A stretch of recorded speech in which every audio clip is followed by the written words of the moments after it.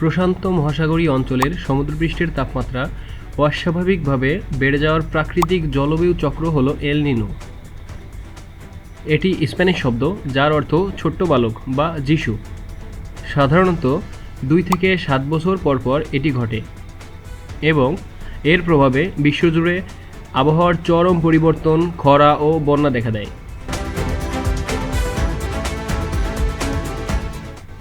স্বাভাবিক অবস্থায় নিরক্ষরেখা বরাবর প্রশান্ত মহাসাগরে পূর্ব থেকে পশ্চিম দিকে বাণিজ্যিক বায়ু বা ট্রেড উইন্ডস প্রবাহিত হয়। এই বাতাস গরম পানিকে এশিয়ার উপকূলের দিকে ঠেলে দেয়, কিন্তু কোনো কারণে এই বাতাস দুর্বল হয়ে পড়লে গরম পানি পূর্ব দিকে দক্ষিণ আমেরিকার পেরু উপকূলের দিকে ফিরে আসে। সমুদ্রের এই উষ্ণায়নই বায়ুমণ্ডলকে প্রভাবিত করে এল নিনোর সৃষ্টি করে। অস্ট্রেলিয়া সহ দক্ষিণ পূর্ব এশিয়া এবং আফ্রিকার কিছু অংশে বৃষ্টিপাত কমে তীব্র খরা ও দাবানলের সৃষ্টি হয়। অন্যদিকে দক্ষিণ আমেরিকার দেশগুলোতে যেমন পেরু ও ইকুয়েডর প্রচণ্ড বৃষ্টিপাত ও ভয়াবহ বন্যা দেখা দেয়। সমুদ্রের অতিরিক্ত তাপ বাতাসে ছড়িয়ে পড়ায় এল নিনোর বছরগুলোতে বৈশ্বিক তাপমাত্রা উল্লেখযোগ্যভাবে বৃদ্ধি পায়।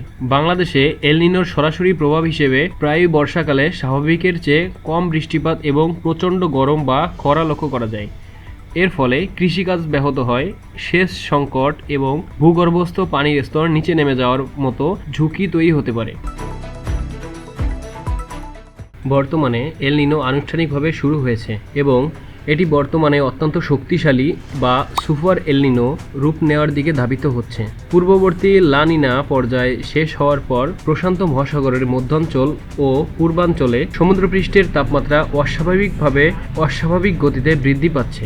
মার্কিন আবহাওয়া সংস্থা NOAA এর ক্লাইমেট প্রেডিকশন সেন্টারের তথ্য অনুযায়ী আগামী নভেম্বর 2026 থেকে জানুয়ারি 2027 সালের মধ্যে এই এল নিনো শক্তিশালী বা সুপার এল নিনোতে রূপ নেওয়ার সম্ভাবনা 63%। প্রশান্ত মহাসাগরের তাপমাত্রা স্বাভাবিকের চেয়ে 2 ডিগ্রি সেলসিয়াস বা তারও বেশি বৃদ্ধি পেতে পারে, যা বিগত 150 বছরের ইতিহাসে অন্যতম রেকর্ড মাত্রার উষ্ণায়ন হতে যাচ্ছে। বিশ্ব আবহাওয়া সংস্থা WMO এবং অন্যান্য মডেল জানাচ্ছে যে উত্তর গোলার্ধের 2026-27 সালের শীতকাল ফেব্রুয়ারি 2027 পর্যন্ত এই এল নিনো পরিস্থিতি দাপটের সাথে বজায় থাকার সম্ভাবনা 96%।